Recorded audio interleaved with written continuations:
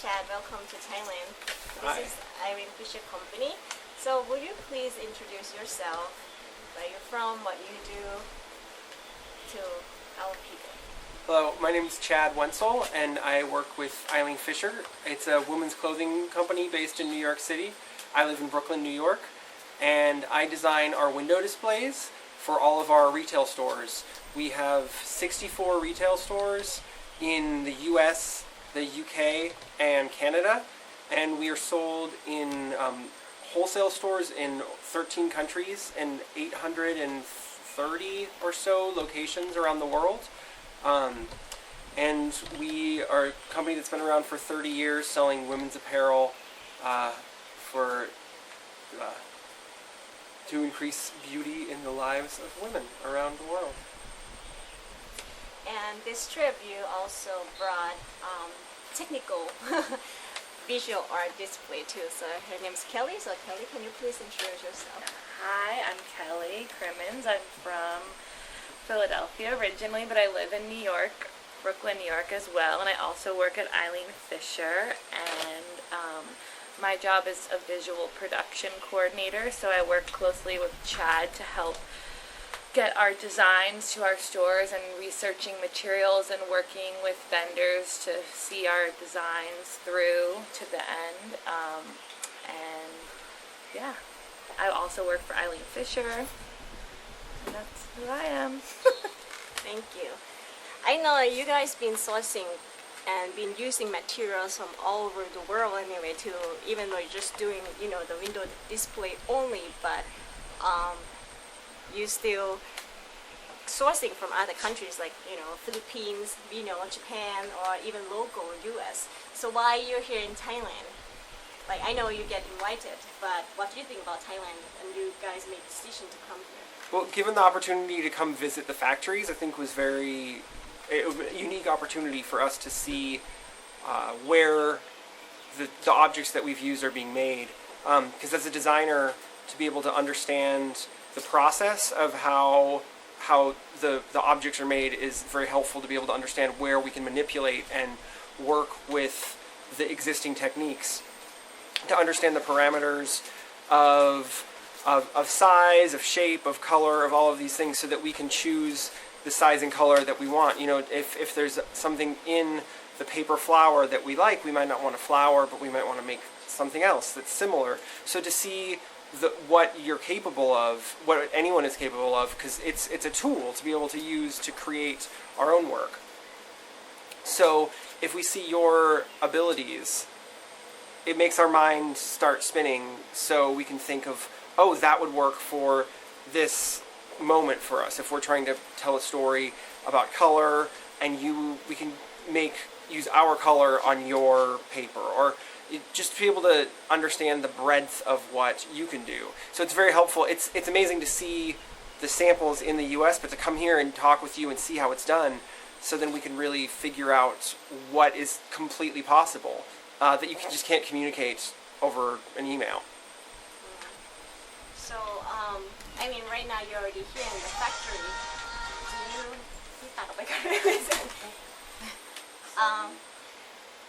Do you see any potential? I know, especially Irene Fisher, you guys are really careful about, natural materials. You don't use anything toxic.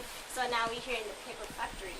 So how do you feel about, seeing all this? It's amazing to see how things are made. So to see the bark that's peeled, doesn't kill the tree, so it's renewable.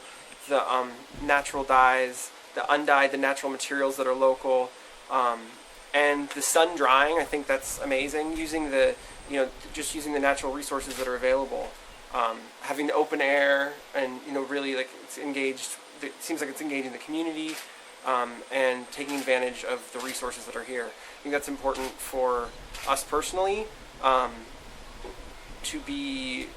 For our vendors to be responsible to their communities, so that to give people fair conditions, so it's not toxic for them to be working with it, and then also it's not creating toxic environment to be bringing things in from all over the world, and just to keep it local is good, and we want to support people who are working in that way. You know, like right now, as we all know, we are like modernized society. Everything has become, industrialized society. So, but now we're still doing like all handcraft and handmade. So some people say like you're so old-fashioned and stuff. Come on, move faster and stuff. But what do you think about that? Like, why we should keep this still like moving forward with what we have here? I think that is new again. That to make things slow is new. There's a movement happening where we're making things by hand. It's important. People are seeing the value in that. It's something that's made by machine can often have no soul. So if something's made with a person, like if a person's making something, you can feel the soul in it, and that's you can see the beauty in that. There's always just the imperfections are beautiful, and to the story of, I think that's what people today in the U.S. are interested in, a story, and because you can buy anything from anywhere now, so why should you want, and if there's a beautiful story with what you're buying, that's what's going to make it sell, And Kelly, do you have anything to add? I think also like Eileen Fisher's values is that each piece of clothing takes a long time to make because we take a lot of time to source responsible materials and responsible fibers, and that's why our clothes cost more, or because they last longer, because we don't do this mass production where we can't trace sort of where everything comes from. So I think it's important this journey too to see, like, for us, for our responsibility in our line of work of us supporting our stores and putting things in the stores, to also know like where they come from and to support local crafts, and also to sort of not have things that are just made of plastic that are going to be thrown away, but how can we reuse them, or how can we make sure that we're making something that uses a responsible material rather than just plexiglass or all like toxic materials that are used a lot in the display business, and not really thought about. So sort of being mindful of where everything is coming from is not only, I think, like important for both of us, but I think it's a value of our company, and it's the reason why our clothes last longer and sort of have a story. Each thing has a story behind it. Yeah, thank you. You guys are here already. You saw like people, all the workers here. They're all like a local and village people here. How do you guys think of, speaking about like sustainable business, that you use local materials, local people? Is that one of the things that your company cultures value about too? Yeah, I think I think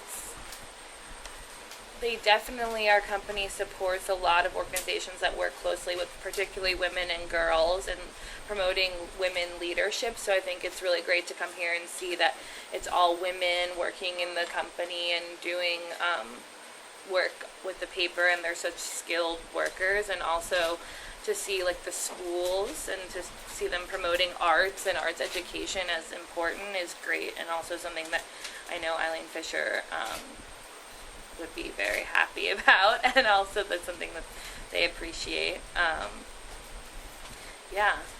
I think we do make a lot of our clothing locally in New York City as well as overseas. About 20%, I think, 20% of our clothing is made in the U.S. So it is about keeping it in America. But also, we've had long-lasting relationships with the factories and the other people that do produce it in other parts of the world. So it is important for us to have long-lasting relationships in our company with the workers.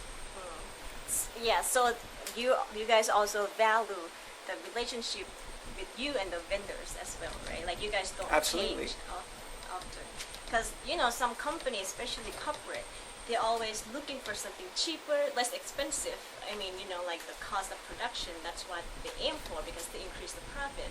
Well, I think because want to trust our vendors. I know that we want to make sure that the people who are making our clothes, who are making our goods, that they're being treated fairly. And if you have a long-lasting relationship, you can gain trust with them, and then build something. And then that way you can ensure, if you're changing all the time, it's harder to source and figure out where, see the transparency in the supply chain, and that's important for us. That we know, you can't know for certain, but to be able to you can know more the longer you build a relationship with someone. So, and we have an entire social consciousness department in our company who their full-time job is to do that, to ensure, fair labor practices and sustainable methods of production, because we need that for our planet. We need it for the future of the people on our planet and the resources that will run out if we're not responsible with them. So, lastly, before I want to ask you guys about what you think about Thailand, but before that, I want you guys to leave a message to local producer here in Thailand. Why sustainable? Why become, being a local maker and stay where we are is so important. Like don't bring chemical and everything stuff in. So I just want you guys to raise that awareness, like what do you think, and leave the message to them about that. Well, I think that one really great thing about being here is seeing the local craft that is not available elsewhere. And that's why I think it's great that we're here, because to not and to be able to see that not just the sustainability of materials, but the sustainability of culture. And so if the traditional techniques are maintained, that's really great. If we can help, take our design concepts and use the skill set of the and the techniques that are local to help sustain the making practices. I think that's really important. Additionally, in terms of just materials, this is such a beautiful place, and it's a really, really magical place that we're at right now. So to destroy that with toxic chemicals I wouldn't want my business practices to participate in destroying such a lovely place. So it's really great to be able to come here and see the the beauty that is in this area, and to see what is able to be produced with all of that beauty. So to throw it away to make something out of something toxic would be a really big shame. And it's viable commercially viable in the U.S. People want to buy things that are organic. People want to buy things that are sustainable. I do, it's more expensive, but it's important, and people make choices with their money, and people are making that choice in the U.S. every day. Thank you so much. So Kelly, last. I was thinking about what you said when you were saying that, like, the king has said that, we're not, we are like an agricultural nation, and like why try to become an industrial nation? And I've been thinking about that so much since you said that, because I think that there's something about how, like you were saying, always trying to find the next best thing, or trying to move really fast. Like we want something new, we want something different. I think it's just it doesn't take the time to sort of see what you can do with what you already know and push it to the limit, or make something that you didn't know was possible. And I think that is what has been really like inspiring to come here, is just to see like how much inspiration and how much you can do with just some basic materials like bark from a tree or a leaf. So I think that really concentrating on what you already have and not thinking that you need more to do a lot is something that I feel like this place has like already taught me, which is that with the right amount of collaboration and the right amount of and a good story, also I think that's what people want to know. They want to know your story, and they want to know like what you're capable of doing.